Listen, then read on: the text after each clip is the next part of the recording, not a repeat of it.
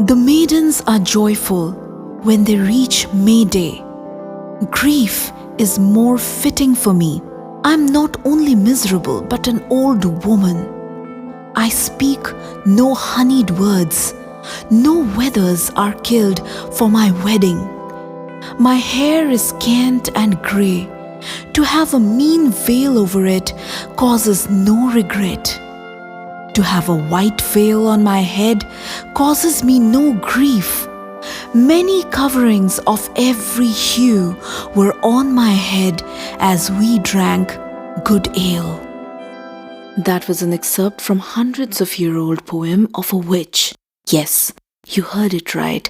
Poem of a witch. The poem is called The Lament of the Hag of Beara. As the name clearly suggests, this poem is considered a narration by the witch Hag of Beara. In this poem, she very sadly chronicles the passing of her youth years and wearing of her old age. This is a medieval Irish poem, much later translated into English. It's quite unknown who the actual author of the poem is. However, this has trickled down the Irish history, the Irish folk legends, and became popular just by the name of Hag of Beara.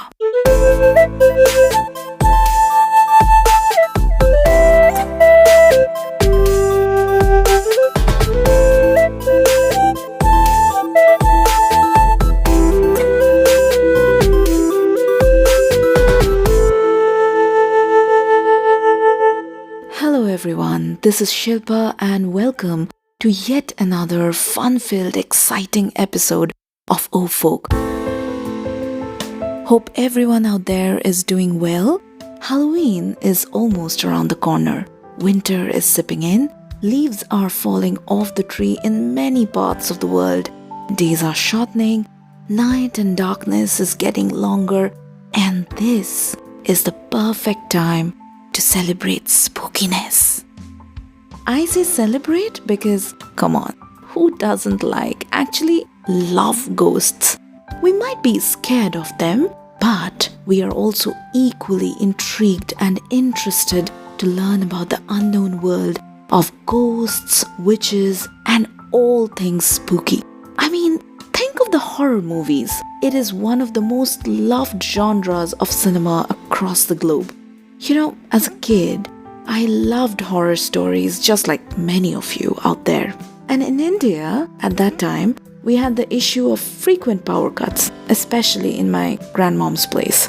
That used to set the stage perfectly for spooky stories. On a full moon, chilly, dark night, with the crickets chirping, the spookiest lot of stories had the most surreal feeling. I used to feel scared, of course, but that never deterred me from listening and getting engrossed in them. Halloween reminds me of those amazing childhood days. Celebrated on October 31st, Halloween, also known as All Hallows Eve or All Saints Eve, is a time everyone, irrespective of age, looks forward to. Costume parties, trick-or-treating, pumpkin carving, and of course, horror movies and stories. It's that time of the year when myths and legends dust themselves off, rise from the graves, and come to life. Halloween's origin go back to the ancient Celtic harvest festival of Samhain, rooted in pagan traditions. Samhain comes from the Old Irish term which means summer's end. By the way, for those who don't know, Samhain is spelled as Samhain, but M is silent and therefore pronounced Samhain with stress on the first syllable. Many Irish names and words are like that. They are not pronounced the way they are spelled.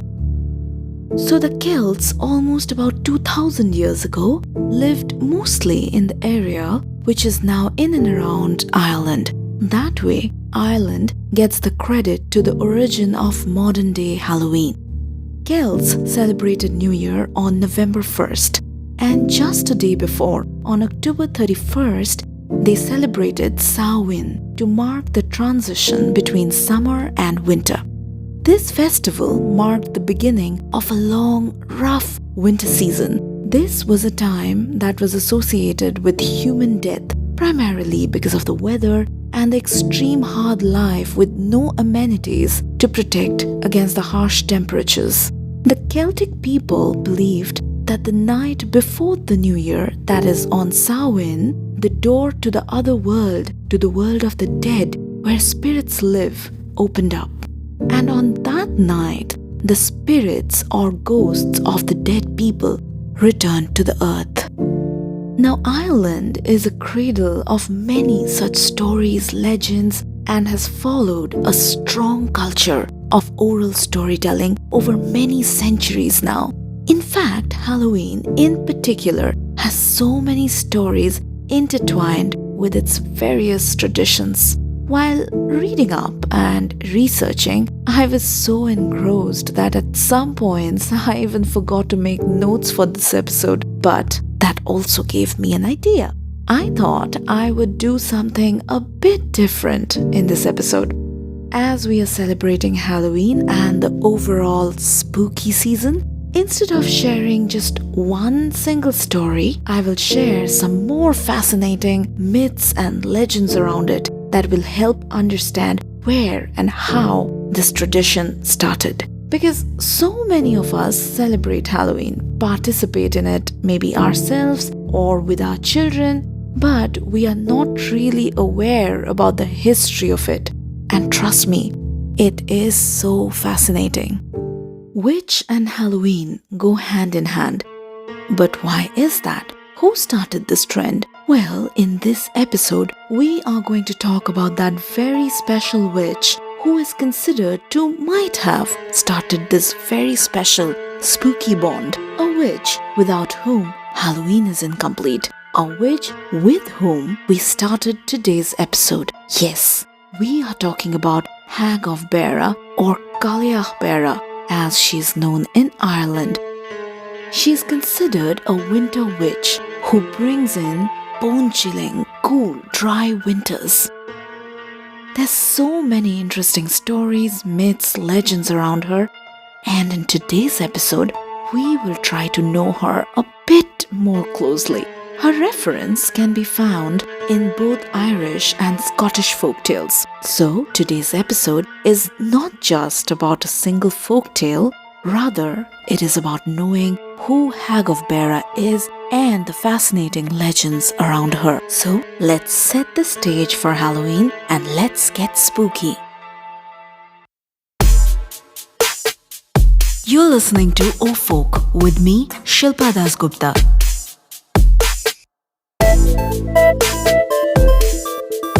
An exclusive podcast where we walk together down the folk trail with folktales and vibrant culture stories from across the globe with the magic of storytelling.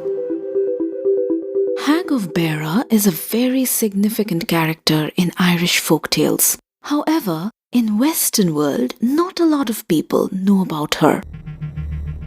She is considered by some as the goddess of winter, while others call her the Witch of Winter. It is on her to bring in the transition from summer to winter. The long winters that she summons are quite a time of struggle for many parts of the world, obviously including Ireland. She is considered to be born on Samhain and continues to grow younger and very powerful throughout the long winter until spring comes in, when once again she turns into an old woman. There are also stories where she is turned into a stone in the wilds of West Cork, waiting the return of her husband. Her stories are in the wind of Ireland. They are associated with many places in and around Ireland, like the Beara Peninsula in Cork County in southwest Ireland, Sligo, Meath, Clare, and many other places. It is said that she was actually born in Dingle, Kerry County. Legends also have it that it is in Beara Peninsula she became a stone, looking out to the sea, awaiting the return of her husband, Manannan, the god of sea. The Great Book of Lecan, which is a medieval Irish manuscript, roughly written between 1397 and 1418, documents a detailed account of some of her stories and legends.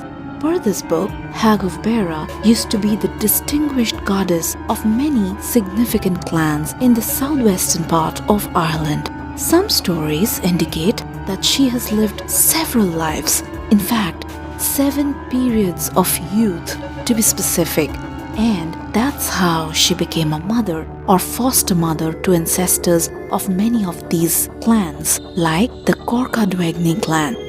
A fascinating folktale about her states that February 1st is an important date. It is the first day of spring according to the Gaelic calendar. Per the legends, if the weather on that day is not so good, it indicates that Hag of Beara is sleeping and winter will be over soon. But in case the day is beautiful and bright, it means that the witch is up and awake and is out collecting firewood to make the winter last longer. So, February 1st seems to be the only day in a year when people want the weather to be bad. There's another story which I personally found very fascinating. Ireland is a picturesque country with beautiful landscapes and scenic treasures. In Ireland, it is considered that the Hag of Beara has some role to play in the formation of the fascinating megalithic monuments across the country. So, a megalith is basically a large prehistoric stone slab that was used to construct a stone structure or a monument, either by itself or combined with other stones. Stonehenge can be a good example. So Dartry Mountains in northwest Ireland and Carramore to the west of Sligo, Ireland, have a large group of megalithic tombs or monuments.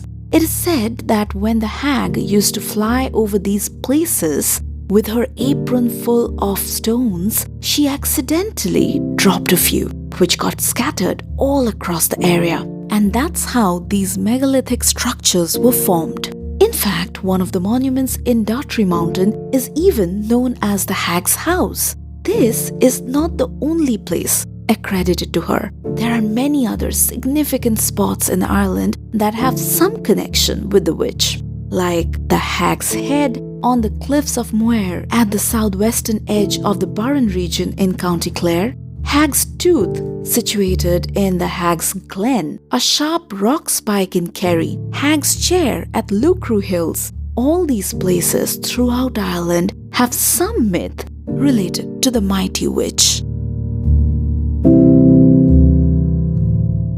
People in Ireland both fear and respect the Hag of Beara. She has power of life and death during Ireland's harshest winter season. To keep her happy and be in her good books, people make offerings like coins, trinkets, and other items. She has been part of Irish culture from time immemorial. She is credited with the formation of Irish landscapes, transforming lakes and mountains, and shaping Irish mindset. She is an epitome of women's strength and resilience. Myths and legends are fascinating. They transcend the boundaries of time and bridge the gap between past and present. Moving forward is impossible without embracing the past. Our customs, traditions, and festivals are the biggest proof of that. They have transitioned generation after generation and still hold strong. Traditions bring together everyone, build communities, and root us.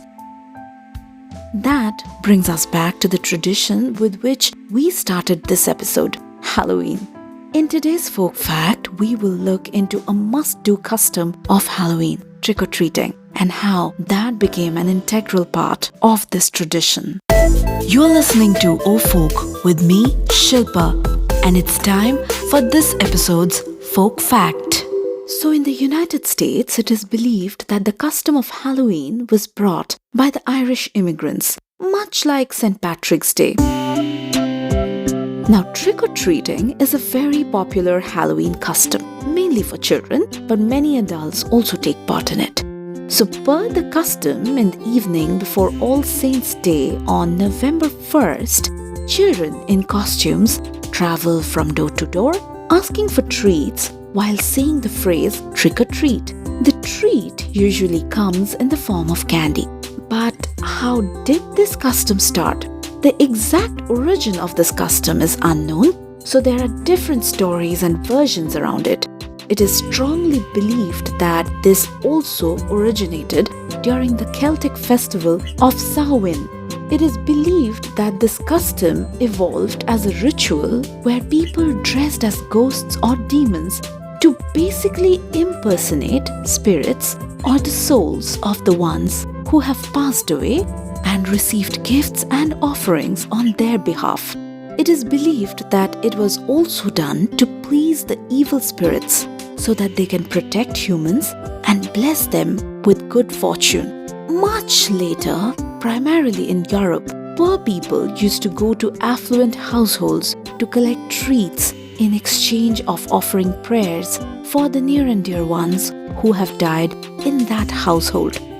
Today, this custom mainly revolves around kids dressing up and collecting candies, but it is surreal to imagine how old and significant this custom is. That's all I have for this episode. I hope you enjoyed these fascinating facts about Halloween. Continue to listen to Folk, and please don't forget to share this with your friends who might be interested. You know, it is very, very difficult for a new podcast to reach out, to spread the word, unless all of you guys help me in this. So listen, enjoy, share, and spread the word. Halloween is almost here. Have fun dressing up just by yourself or with your kids, trick-or-treating, carving pumpkins, enjoying pumpkin lattes. But be safe and please be responsible, because remember that the pandemic is still here. I will be back in 2 weeks from now with another fascinating folktale or a legend like this. If you have any story suggestion, please feel free to share with me on OFolk's social media handles on Facebook, Instagram, or Twitter. You can also follow me on social media for updates on upcoming episodes and many other tidbits. OFolk is on more than 20 podcast platforms, so listen to it on any podcast platform of your convenience and keep the chain of oral storytelling alive. Time for me to say goodbye. Happy advanced Halloween. Take care, be safe, and love you all.